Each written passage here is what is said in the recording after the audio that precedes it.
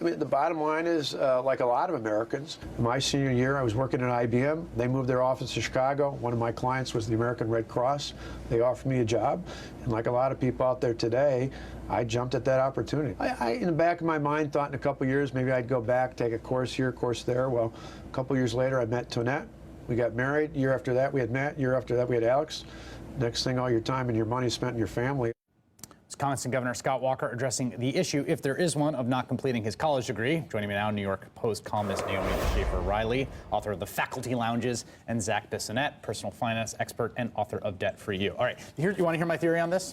This is a classic Roger Ailes bear trap that has been set for liberals to stumble into.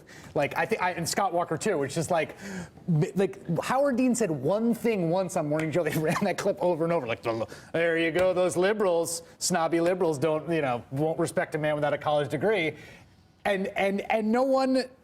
I don't think anyone actually cares. I don't think that was a comment that anyone saw and was like, score. Great point, Howard Dean. He shouldn't be president because he dropped out of college with like a semester left. I think no one other than Howard Dean is making that point. Yeah, I think there's a desire to have. There's a desire to have a bunch of elitist, pointy-headed intellectuals ganging up on Scott Walker because he didn't graduate, but that has failed to materialize. Well, I mean, that is the narrative about Republicans, that, they don't care about education, they lead with their gut, right. It's all Sarah Palin. I mean, and so, there is this notion that, the pointy-headed liberal intellectuals will make fun of him for this. But I do think, this sort of gets the question, I think, of whether you want in your Republican candidate, someone who you can have a beer with or someone who you're aspiring to be. Now, there are 31 million Americans last year, in the last 20 years, who started college but not finished it. So, he's somebody who a lot of people can relate to. Also, let's just be clear here, because we should talk about college. I mean, the real thing here is, should it be a prerequisite to be president of the United States? I say no. What do you say? A prerequisite? I mean, no. I mean, just like, it's not a. I mean, it's not a prerequisite. I think in general, it's not disqualifying. No, it shouldn't be a disqualifier. But is it such a terrible thing to have sort of the best and brightest, as president? I would say.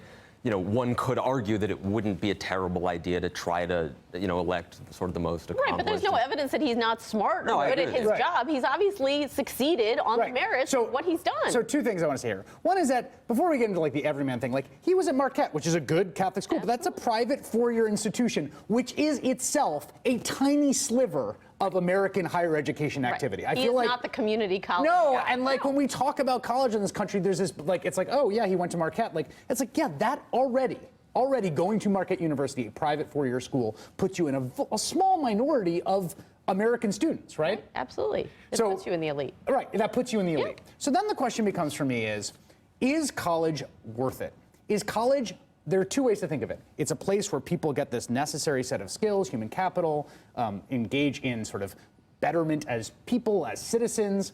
And then the other is that it's basically a means of essentially stamping people for the job market or for the American elite to say, this person gets the stamp on the wrist, he enters the club. It's a credential. It says you can show up places on time, you can be a responsible middle class kind of person. And unfortunately, I think college is doing less and less of actually giving people the skills that they need, or even giving people the traditional kind of strong education that they once had. And instead, it's this 4 years of, hanging out, partying. The great survey that showed that people are spending less than 25 hours a week in and out of class doing anything academic in college. What could they possibly be getting in 4 years? What do you think, Zach? No, I mean, I don't really disagree with any of the sort of macro criticisms of I don't think college is the greatest institution that it could be.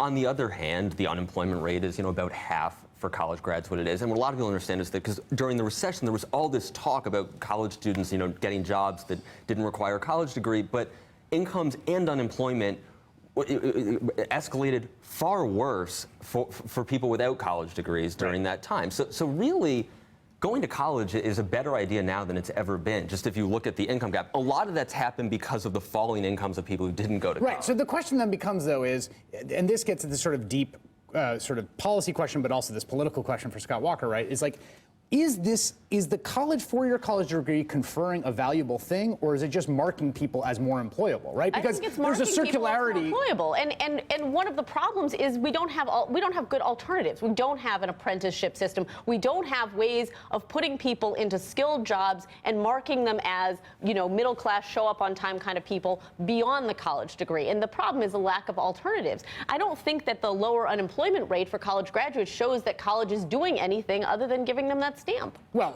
but it does show from a sort of strictly investment perspective, right? That there are monetary gains to be gotten from it. Right. I mean, there are two questions here. There's a social question that we need to answer as a society, and then there's a question for individuals: should you send your kid to college? And the answer is probably going to be yes, because yes, your kid will be more employable as a result. Right.